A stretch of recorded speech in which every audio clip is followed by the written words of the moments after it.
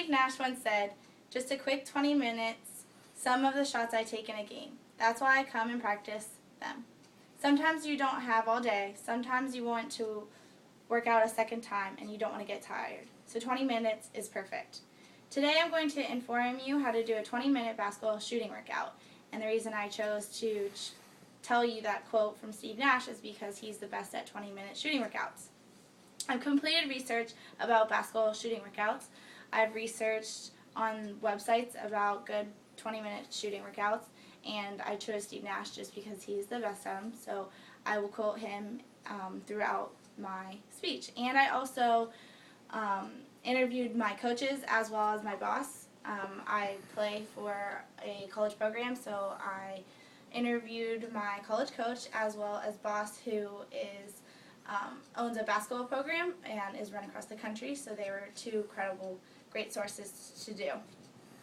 Today I will describe how to do a 5 to 10 minute warm-up before the 20-minute shooting workout as well as the actual 20-minute workout. So the 20-minute shooting workout is only a part of itself, so the warm-up is not part of the 20-minute shooting workout. I just thought I would explain that as well because it should be done beforehand. I would like to begin on how to warm up for a basketball shooting workout. So how to warm up is you just want to jog for around 3 to 5 minutes and just jog up and down a basketball court, and you should jog and move your arms around and just to get really warm. Maybe do some like skips and hops just to get really warm.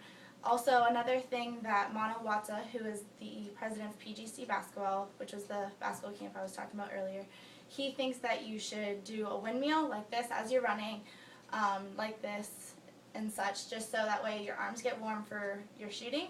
It's a great way just to get your arms warm, and it's very easy to do. So after you do the jog, you should stretch. So you should do a stretch like this, hold for 30 seconds on one arm, a stretch like this for 30 seconds for one arm, and then a stretch like this for 30 seconds, and then the other arm as well.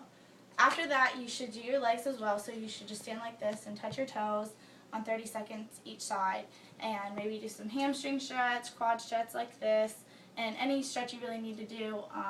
You as a person should know what you need to do just on what you need to work on and what you're tight on and things like that. So after you're done warming up, you should do form shooting. And form shooting is when you stand near the basket and you practice on your form.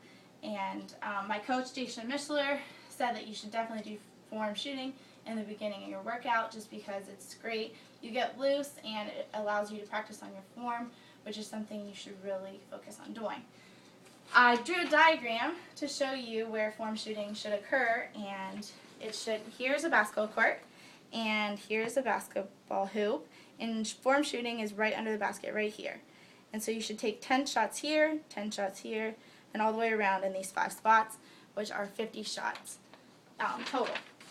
So I also have a basketball to show you how to shoot a basketball correctly during form shooting. In order to do so, you should have your hand like this. Your hand should be spread out like this, and it should be under the basketball. You should leave a space or like an air bubble under the basketball so that way you can release properly and it can have spin on the ball when you release. So what you should do is have the ball like this and have your arm at a 90-degree angle, and you should have your other hand on the side of the ball. So then after that, you want to bend your knees and keep your hand cocked back like so, and you're going to bend your knees and then you're going to release and you're going to follow through. And Mano Watsa gave me a cool tip, is just think of like putting your hand in a cookie jar. So you're going to release and put your hand in the cookie jar just to make sure that way you follow through. So I'll do it one more time just like so. So you're just going to go like this and follow through and put your hand in the cookie jar. So that's just a good way to remember it. So you're just going to do 50 shots like that. That should take about 2 minutes. If you got to do it quickly. Just get your body weight going, move around, and do it as quick as possible, but really focus on your form. After that, you are going to step back 2 feet, and you're going to shoot right here. And once again, 10 shots right here, 10 shots, 10 shots, 10 shots, 10 shots. So it's 50 shots total. And then after you do those, you want to do around 15 footers, which are right here on this. And then after that, 3-point shots, which are around here. So that makes for 200 shots total for your shooting workout. With these, though, for your 15-foot shots and your 3-point shots, you really want to make sure that you're bending your knees and you're getting a good release, so that way your arc is really high. So make sure to bend your knees on your 15-foot shots and your 3-point shots, just because they're farther shots from the basket, so you're going to want to make sure that they get to the basket. And in order to do so, make sure your legs are loaded at all times when you do so.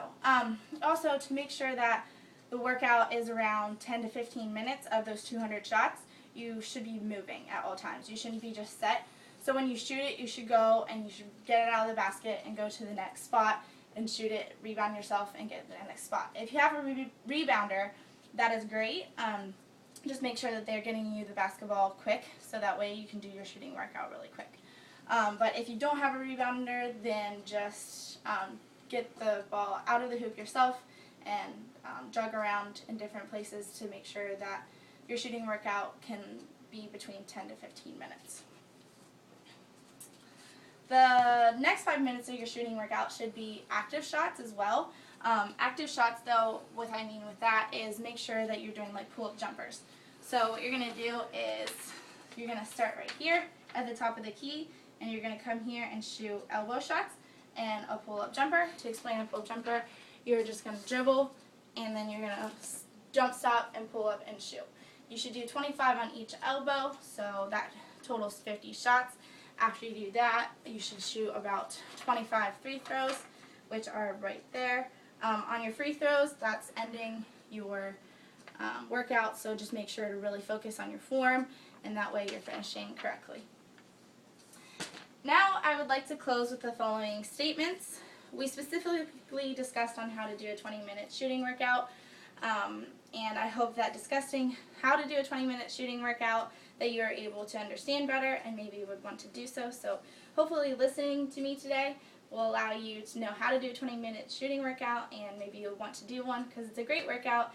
It's fun, and practice makes perfect. So if you want to get better at basketball shooting, then definitely do a 20-minute workout of shooting.